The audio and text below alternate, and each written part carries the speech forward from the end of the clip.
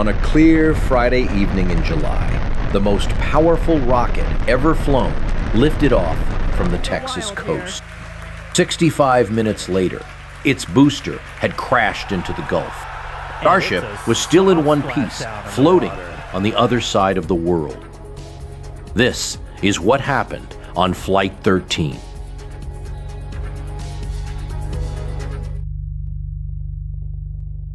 Super Heavy is the booster on the bottom. Its 33 Raptor engines provide the push off the pad. After about 2 minutes, it separates and heads back toward the Gulf. Starship is the spacecraft on top. Its 6 Raptors continue to space, where it deploys the satellites and tests an engine restart before re-entering belly first and flipping upright for splashdown. Raptor is simply SpaceX's name for the methane-fueled engine used by both stages. Flight 13 was the first Starship flight to carry functioning satellites instead of inert mass simulators. Getting to liftoff took 3 tries. On July 16th, the flight computer stopped the countdown in the final second because 4 Raptors had not reached healthy start conditions. SpaceX reviewed the data, replaced 6 engines, and tried again on Thursday. Low clouds forced another 24-hour delay. The tracking cameras needed a clear view of the heat shield. By Friday, July 24th, the rocket, the range, and the weather were finally ready.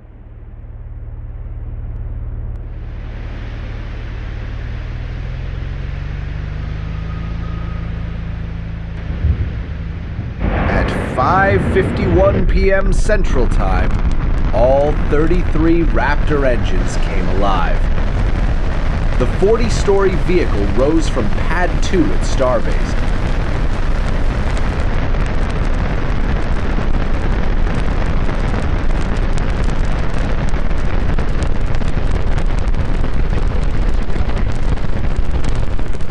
For the first 2 minutes, the booster had one job: push Starship through the thickest part of the atmosphere, then hand it off. Along the way, it passed through Max Q, the moment of maximum dynamic pressure, when the air pushed hardest against the vehicle. From Starship's aft-facing camera, the Texas coast is already falling away beneath the plume. At 2 minutes, 18 seconds, most of the booster's engines shut down. 3 seconds later, Starship lit all 6 of its engines while the stages were still connected. The exhaust pushed the stages apart. That's hot staging. Starship begins thrusting before separation, avoiding a coast between the 2 burns. Starship continued downrange under its own power, while the booster began a very different trip. Let's stay with the booster for a moment. Seconds after separation, Super Heavy relit all 33 engines, the first version 3 booster to do so, and burned against its direction of travel to turn back toward the coast. But the boost back burn ended early. For the next few minutes, it fell toward the Gulf with its grid fins steering. The booster is using their 3 hypersonic grid fins to guide itself through the atmosphere toward its landing site. You can see we're only 5 kilometers above the sea right here. Near the water, the landing burn began, but only some of the commanded engines relit. It reached the right spot, but it was still moving far too fast. Super Heavy hit the Gulf hard. Meanwhile, Starship was already above most of the atmosphere and coasting downrange. Its 6 engines had shut down on the planned trajectory, a suborbital arc stretching more than 16,000 kilometers, about 10,000 miles, from Texas to the Indian Ocean. It reached space, but not orbit. That was intentional. Space is about altitude. Orbit is about horizontal speed. Staying up takes roughly 28,000 kilometers an hour, and Starship shut down just short of that on purpose. For a test flight, that is safer. Even if the ship cannot restart, its trajectory already ends in the ocean instead of leaving it stranded in orbit.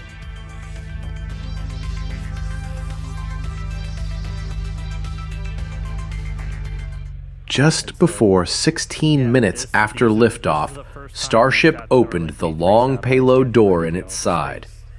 Inside, the remaining Starlink V3 test satellites sat stacked along the dispenser rack. Over the next 11 minutes, Starship released all 20, one at a time. The ship's camera caught 2 of the final deployments. Here comes the first, catching the sunlight as it drifts clear. A few seconds later, the next one follows, and Hawthorne erupts. SpaceX later confirmed contact with all 20 over both radio and laser links. One of the satellites Starship had just deployed captured this unique 4K view of the ship. At 39 minutes after liftoff, Starship restarted a single Raptor in space. Seen from South Africa, the relight illuminated an expanding exhaust cloud, making the brief test much easier to see from the ground. From Starship's onboard camera, the same ignition appears as a short flare beside the ship. The engine ran for only a few seconds, then shut down as planned.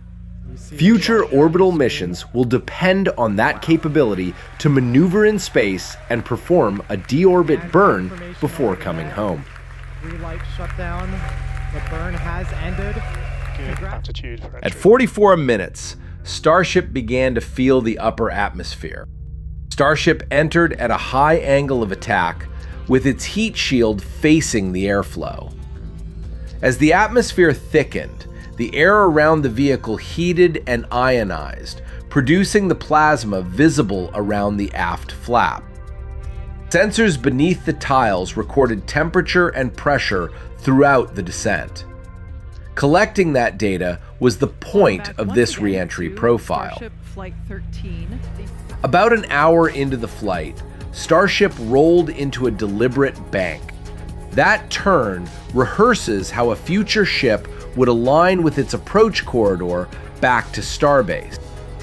Its 4 flaps do the steering, making this enormous spacecraft descend more like a skydiver than an airplane.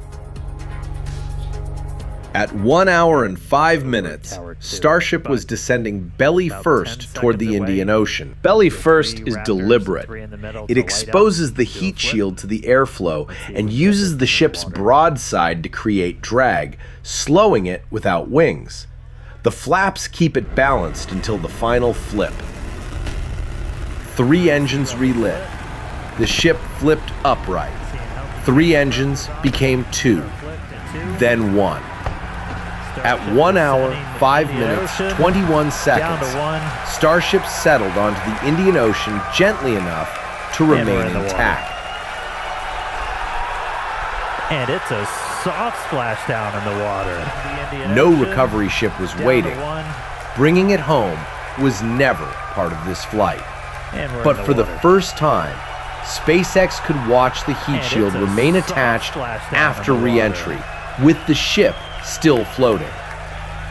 There was fire, seawater, and somehow still a live camera on the other side of the planet. We have ever had with the Starship there. So, how should we score Flight 13? Start at the beginning. Liftoff. All 33 engines and a clean ascent. Hot staging worked as designed. The booster reached its landing area, but could not slow down. That was the day's clear failure. Starship completed its ascent burn on the planned trajectory. All 20 satellites deployed, and SpaceX contacted every one. A Raptor restarted in space. Ship survived re-entry and completed the banking maneuver. Then it splashed down softly and stayed intact. 9 out of 10. It still did not reach orbit, return to the tower, or carry people. Those milestones are still ahead. But this flight delivered what a test program needs most: data from the pad, from space, through re-entry, and all the way to the water. That data feeds the next booster catch, the first operational Starlink mission, and the much harder goal of making Starship reusable enough to fly people around Earth and eventually to the moon. That is the softest splashdown we have ever had with the Starship there.